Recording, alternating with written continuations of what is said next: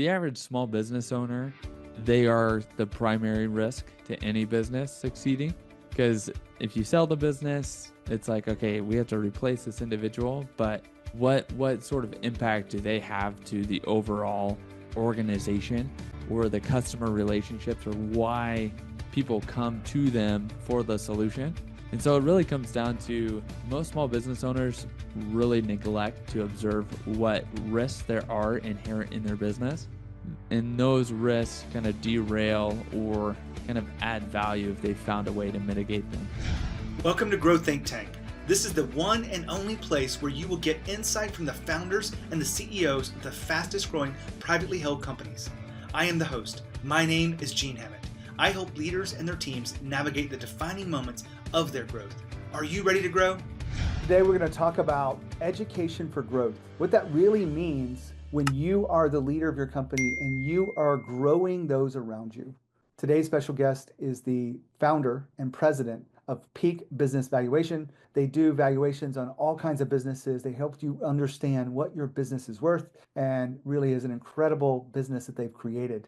What Ryan and I began to dive into is the importance of evolving as a leader, but also evolving your employees, growing those people. And he shares with us some very tactical things that you can implement today. One of them I absolutely love. It's what he does in his one-on-one meetings. And so you'll have to tune in to figure out exactly what that is. But today's conversation with Ryan on education for growth is meant to help you see that you might be missing some things if you're trying to grow your people and they're not actually along for the journey. They're not leaning into the work. They're focused on their own world. And we address that directly inside today's conversation. My name is Gene Hammett. I'm an executive coach. I've been doing this since 2012 as my sole income. I speak on stages, I write books, but what I really want to help you with is, what is that big leadership challenge that you have right now in your business? Do you have a big opportunity on the horizon? Well, I work with fast growth companies that want to accelerate that growth and to have predictable success and even create the kind of companies that run without them. Now, that may be scary for you, but you can do it, and it will increase your valuation. It will also reduce your stress level. All of those things are really good. If you're curious about the work we do, send me an email, gene@genehammett.com. I will use some of the tools I have, some assessments, and we will dive into this. You will walk away with much more clarity and a lot more information about how to move forward. And it's not just information, it's wisdom. And so I share this with you because I'd love to pour into you. If you're listening to this podcast, send me an email, gene@genehammett.com, and we'll take care of that right away. Well, now here's the interview with Ryan. Hey, Ryan, how are you? Oh, I'm good, Gene. How are you? I am excellent. We're going to have a great conversation today about education for growth in your leadership and in your company. Before we dive into this, tell us about your company, Peak Business Valuation. Yeah, so we value companies for individuals buying or selling companies, going through divorce, any form of litigation, or just doing simple gift and estate tax planning. Well, it's pretty straightforward. I'm curious from a business standpoint, what are the areas of valuation that people are unaware of? Ooh, it primarily comes down to what they don't observe as a risk. Okay. So ultimately, like the average small business owner, they are the primary risk to any business succeeding. Because if you sell the business, it's like, okay, we have to replace this individual, but what sort of impact do they have to the overall organization or the customer relationships, or why people come to them for the solution? And so it really comes down to most small business owners really neglect to observe what risks there are inherent in their business. And those risks kind of derail or kind of add value if they found a way to mitigate them. And your company has been on a tear lately. You made the Inc. list, over 341% growth over the last 3 years. About 15 employees. Is that still accurate? Correct. Well, today we're going to switch gears and not talk about business valuation, even though I'm sure their audience would be fascinated to pick your brain about this. I want to dive into the leadership principles and the people and culture of your business that has made you so successful. So what do you think is sort of the core principle of your success? Yeah, so one of our kind of key phrases that we go by here is we're all diligent doers. So we're all striving to better ourselves from today, from yesterday as like the benchmark. Because ultimately, like in business valuation, no matter how much anyone knows about a particular topic, like there are new scenarios that are thrown into our paths every day. And if you're not continually looking at those and finding ways to educate yourself, then you're really just falling behind. And so my team, one of the reasons why they love working with Peak is everyone is excited to just learn because every business is different no matter how many times you've seen an HVAC contracting company. Like everyone's different. Every business owner is different. So it's really being having that diligent doer attitude and continuing learning and wanting to achieve and kind of become better than they were the day before. I'm curious, is this a natural part of your own life is to always be getting better and keep learning? Ooh, good question. I am a perfectionist, whether that is good or bad. And I like when I started Peak, it was the whole idea was to really just make a certain salary as a 1099. And then slowly but surely, as I enjoyed the work, my clients enjoyed working with us as they grew and required our services more and more. It required me to build a team. And so I had to change my mindset in that instance to okay, if I want to build a company where people enjoy and see the opportunities to grow and learn and become something better, like I myself have to do that as well. And so it's something that like I didn't set out to be that, but I've had to teach myself and kind of change my framework and my mindset to become that. Now, let me break in here for a second. Ryan said he was a perfectionist. I have gone through this in different stages of my life and in different areas. Some areas I'm not, some areas it peeks its ugly head into this. And I say ugly because being a perfectionist isn't just about doing your best work, it's about being perfect. It's about you waiting for things maybe too long. And so I remember one of my clients many years ago was talking about his own marketing. And he was afraid to put marketing out into the world until he had done all the research, checked all the details, crossed the T's, dotted the I's, and I realized I was talking to a CPA. He had spent 20 years doing work products that needed to be analyzed and hold up under an IRS inspection, and it had to be quote unquote perfect. But the reality of this, that was standing in the way of his marketing because he was, instead of getting feedback from marketing elements and seeing it as feedback, he was waiting for perfect. And that was a real big breakthrough for him because he realized that he could move forward with some parts of the business being a little less than perfect and move faster, which marketing requires that, in my opinion. So just a little bit of an insight around being a perfectionist and how it gets in the way, but also how you can maybe reframe that so that you can use it where it's supposed to be, but then also let go of it in areas where it really is a hindrance to your own growth. Back to Ryan. I know I haven't given you these questions in advance, so I appreciate you hitting these. I don't know if they're softballs or not, but this one might be a little bit harder. What has been the most profound difference in your transformation as you stopped just being the doer and started building a team, hiring people? Do you know what that Mm. transformation was? Oh, that is a good question. Do you want to reframe it? What made the biggest difference in your journey to be the leader that you are today? So yeah, that's a great way to put it. So in when was it? It was October of 2023. We hired an individual that had more experience than I did in the world of business valuation. So I was in business valuation, started a business after 3 years of experience, and at year 9 of valuing thousands of companies, I looked at an individual who had been doing this for 25 years and I had done significantly more valuations than he had, but from a theoretical mindset and from a geek perspective, he was far smarter than I was from a theoretical standpoint and from an Excel modeling. And so I basically was like, if we're going to grow and I'm going to train my team effectively because my time is now spread out, we brought this individual on. His name is Sean Hyde. And over the course of that month, he basically said, this is what's wrong in what you're doing. It's not wrong, but you could do it so much better and explain it better to the client. We basically changed our model, our report, the way we approach our clients. And like it was a headache. I had to take a humility pill every morning. And that is really what changed our whole company and how I viewed Peak moving forward. Now, hopefully, some people can relate to this. They've hired someone smarter than them, maybe more experienced, maybe even with more gray hair. Um, and they have been able to have the humility that you've described. So I really appreciate you sharing that story with me, Ryan.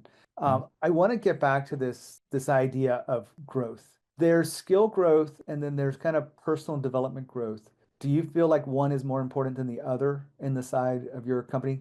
That's a great question.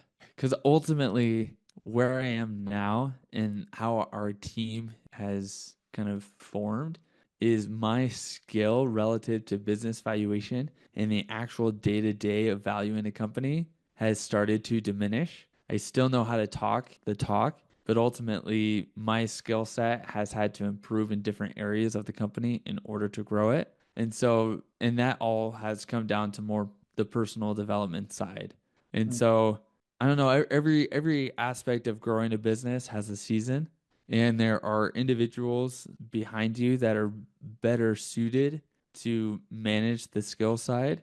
And so that's how I've transitioned over the last couple of years is find and identify the people on my team to kind of manage the skill set needed for a particular activity. And I just keep growing and looking at different areas where I can build a skill set and then pass it on to who needs it next.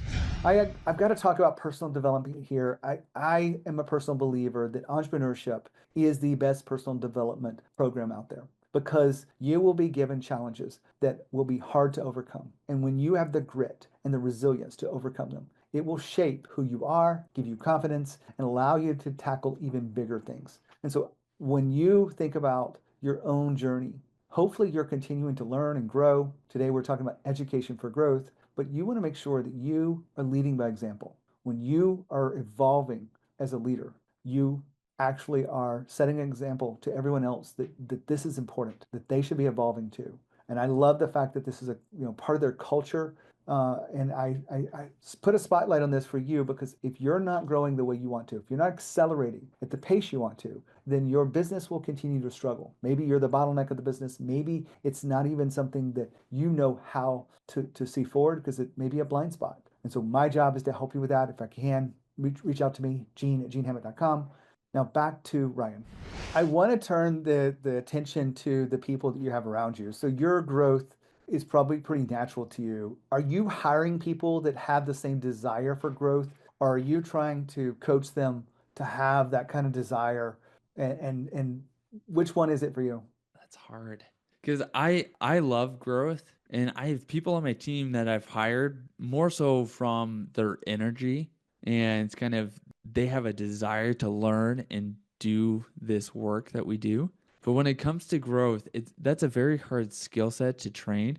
Um, like I want to teach sales and business development to everyone on my team, but at the end of the day, like I have this test and had a conversation with one of my employees. He's like, I would like to get to 1 million in sales just by myself because I get paid a commission on it. And after 2 months of this, he had made a couple sales, and it's like, why aren't you doing more? And he's like, well, X, Y, and Z. And I'm like, okay, that's not your issue. It's because you're comfortable with working between 9 and 5, and everything outside of that, you don't want to do anything related to work. And it's like in order to grow, you have to get into those uncomfortable positions and figure out kind of why you want to do this and how you're going to accomplish it because you're not going to accomplish it during your normal day job. So I don't necessarily hire for people who want to grow.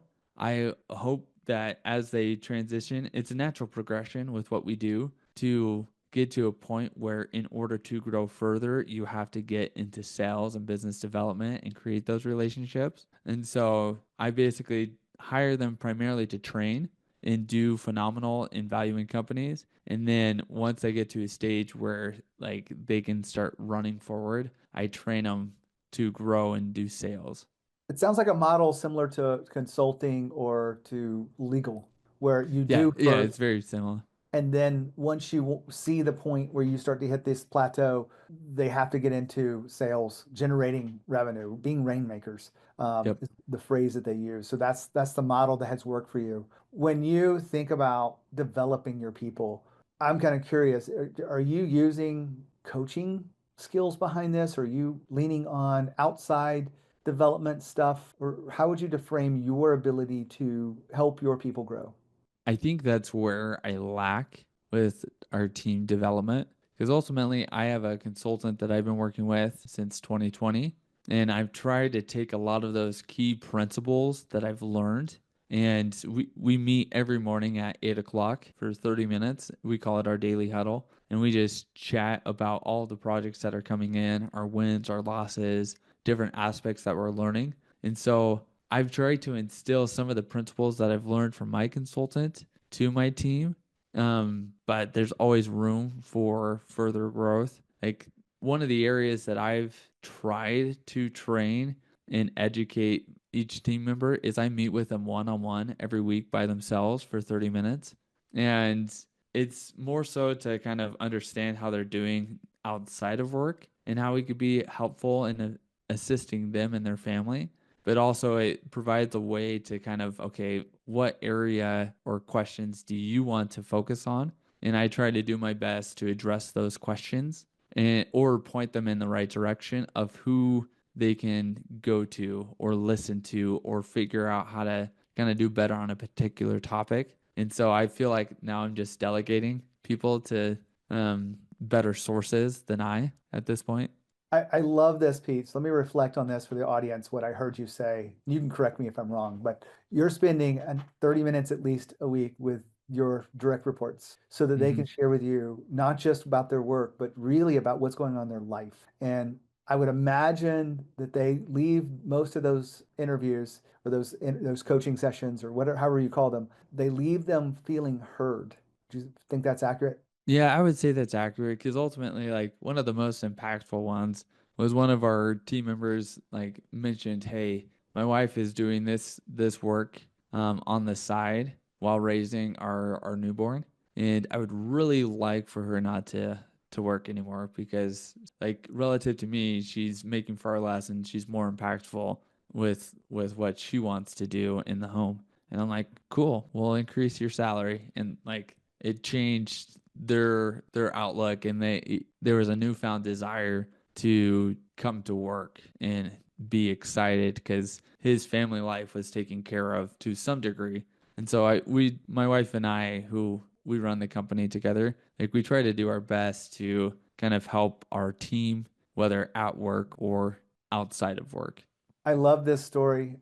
Feeling heard, I think is very important and underestimated by many leaders. Taking time away from just talking about work and KPIs and what's next and the problems of the business, giving your employees a chance to share all of themselves and then supporting them through that. So I really appreciate you telling us that. I also picked up on the fact that you work with your wife. I didn't know that. I don't know if you know, my wife, Amanda, is a part of this business. She's actually my co-author of the book that I wrote with her called How to Have Tough Mm-hmm. Conversations. What's it like to work with your wife? And again, I'm not looking for the dirty details, but like, how have you guys made that work? Oh, it was very simple from the beginning.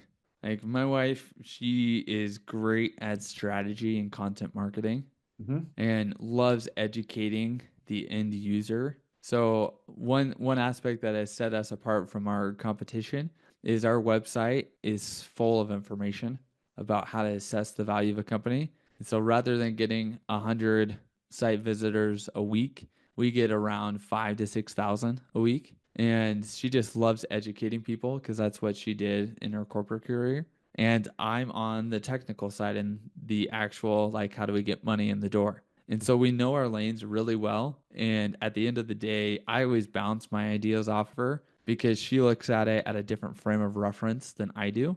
And will basically tell me, no, yes, oh, we should dig into that further and kind of makes sure that I'm on the right course and spending my time on the right activities to kind of move the business forward. So it's been great.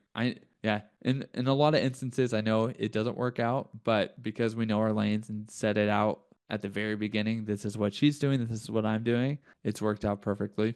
I know we're on video. Not everyone's probably watching us. They're probably listening, but I can tell by the smile that you've just talked about with your wife how special that is. I feel the same way with my wife, although I will admit it's not always easy. She's very determined and strong and tells me exactly when I have messed up or how I can do it better, which is actually good. It's a very good thing. And Ryan, I really appreciate you being here talking about growth from education and really, talking to us about how you lead your company to that next level. Thank you for being a part of the show. Oh, welcome, Gene. This has been fun. So, wow, another great interview here on the podcast. I really love being able to share these interviews with you, connect with people that I think are amazing. And Ryan is just, a great example of that. Love him talking about how he pours into his people and how he really connects with them about what's going on in their personal life and the impact that makes across the business and the culture and the performance of the business overall. So hopefully you took notes, you can execute on those. If I can help you with anything, make sure you send me an email, gene@genehammett.com. When you think of growth and you think of leadership, think of growth thinking. As always, lead with courage. We'll see you next time.